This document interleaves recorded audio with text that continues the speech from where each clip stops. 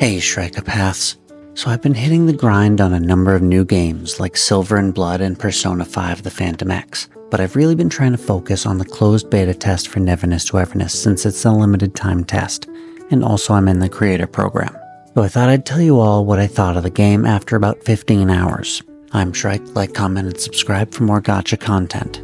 So initially I wasn't very excited about NTE. It seemed like everything they did was just done better by other games, and it seemed like it just kept taking inspiration from other games and not coming up with anything new and innovative on its own.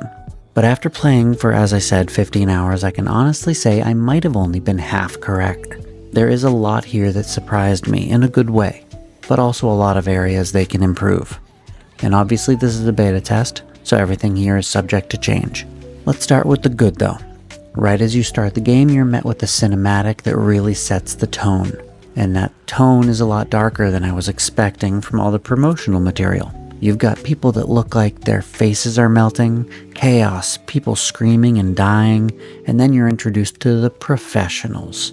There's always that team in the games. They do what you do, but they've been doing it a lot longer, and they're more impressive. Usually consists of a hot woman, a grumpy man, and a child. Yeah, not even kidding. It's actually a trope. But the tone set and the introduction of this team, all well done. It all ties into a really well organized tutorial where we're learning the controls while using different characters, including some we can get later on, which gives us a chance to play around with them to know if we want to roll for them later or not. Really nice. And speaking of characters, some of them are really good. I really like Crazy Glasses Chick. I usually don't like glasses, but I make an exception in her case. I really like Blackbird, the lady with the big crow hat. So far she's just an NPC that can give you buffs if you bring her rare items, but I really hope she's playable in the future. Like so much that I will not play the game on release if she isn't. It's the best designed character in the game, and not letting us play her would be a crime. The voice acting is good. I haven't noticed anything that's been really bad, and the animations are done really well, like the talking animations and how they move or react while talking. I really like the fact that you can buy property and different cars and customize them. That's a nice option, and maybe their most unique selling point. They'll just have to make sure it's done better than Ananta. And the world is really big. Well, I should say city, because I don't think there is a world outside the city. I've tried leaving and I've hit invisible walls, which is a shame. Eventually you're going to get tired of being in the same city, right? There is a lot to explore though. Lots of streets, buildings you can climb, but other than the rare item I mentioned earlier, there's nothing to find while exploring. And I think that here is where we can move on to the bad. First, let's get the big one out of the way. The combat is terrible. Wuthering Waves, this is not. There is one skill, and then once your ultimate charges, you can use that. But until then, you're just mashing the basic attack button until your skill comes off cooldown, then that once, and then more basic attacks. There's no strategy. There is perfect dodge and parry mechanics, which are nice, as well as elemental reactions like Genshin, but that one seems underwhelming. I'm not really sure what they even do. I've seen tiny words appear like blossom, and then nothing, it seems. Or the effect was so minimal that I didn't notice. And the enemies are just massive HP sponges. They barely do anything and it takes forever to beat them. Okay, moving on from biggest to most pet peeve-ish.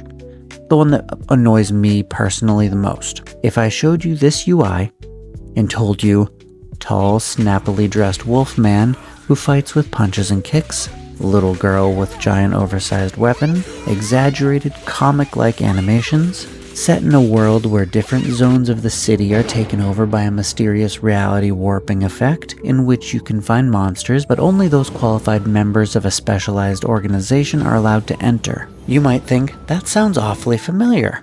And that's because those, as well as even more things, have just been copied and pasted directly from Zenless Zone Zero. I'm tempted to give the devs the benefit of the doubt, but when you've already gotten into trouble for plagiarism in your other games, that's asking a bit too much. This is far too blatant to be a mistake, and hopefully this being a beta, these are just temporary things, and that they'll refine these ideas further so that they're unrecognizable next to their inspiration. Give the Wolfman metal claws or something, or change his attack animation a bit. just change something, because I could literally describe this game as open world ZZZ, and anyone familiar would almost get the full gist of the game, except the GTA aspect and the dorm system, that is. And speaking of that, the vehicle system needs work. Visually they're okay, not a huge variety of cars, there's probably less than 10, and they keep repeating. And all the drivers say the exact same thing when you ram into them or try to requisition their car, which is annoying, but whatever. The part that needs work is the actual driving. It's very annoying. I don't exactly know what I would change to fix it, but it just doesn't feel good to drive. And the car is slightly offset from the game grid too, which means that no matter how tiny of a movement you make, you can't ever go perfectly straight down a road. Obviously the city is huge, so that might not apply to every road, but it has to every road I've tried it on. And the police system was just bad. On the surface it's very cool. Do crimes and your wanted level goes up. Cops start chasing you, very exciting. Crimes can include violence, car theft, or even store theft, though it's not deep at all. Crime literally equals wanted level. There's no if someone sees you, your wanted level goes up. So you can try to be sneaky and there's a chance you could get away with it. Either that or I'm just bad at it. That could also be the case. Every single crime I've committed has immediately been reported.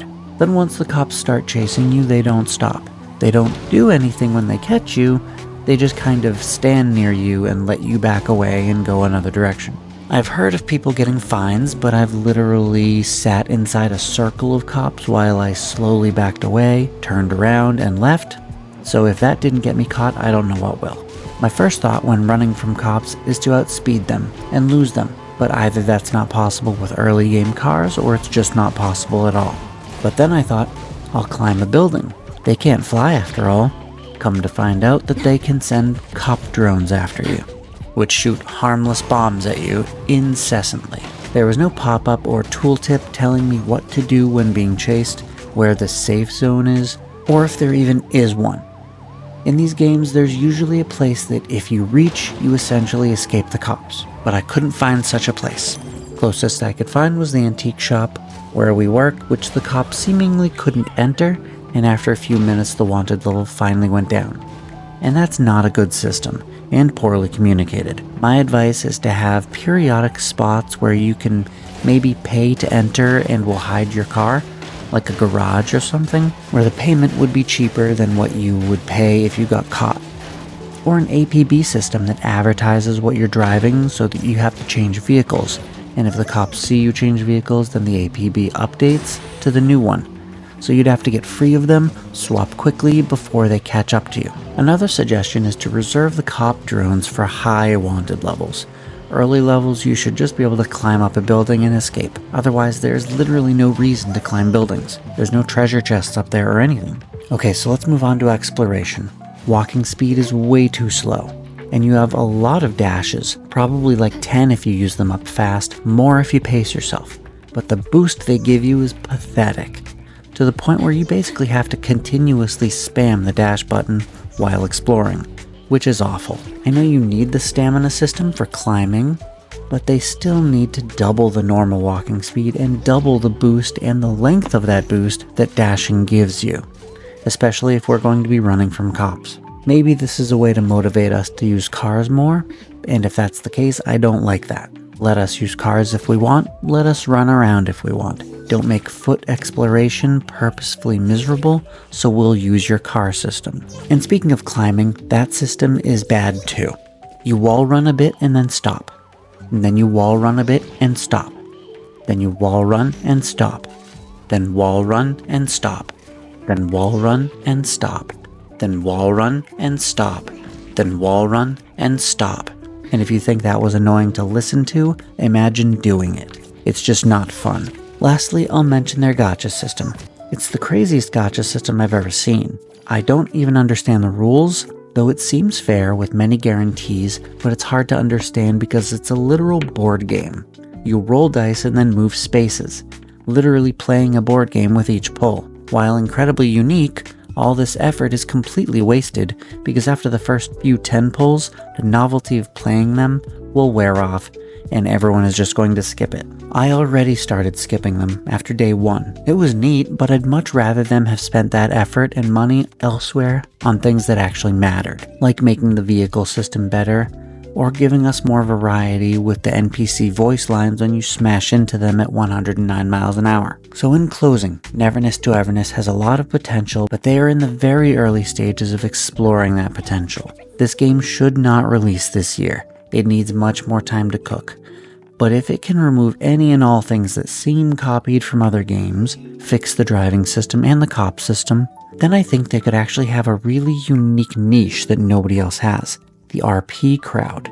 GTA RP is pretty big and relies on many things that NTE has already implemented or plans to implement, such as a huge city, shops and homes you can purchase, cars you can buy or steal, and legal consequences for choosing the latter option. This could be a really neat place to just jump in and roleplay, but it would need much more multiplayer accessibility, and I know they have multiplayer, but I'm talking GTA level, dozens of people at a time on the server, and this may not be a direction they want to go or even are capable of going. Regardless though, they should lean heavily into the cars and the property system and really try to perfect that. And with all that being said, I'm gonna fly. I'll see you in the next one. Bye.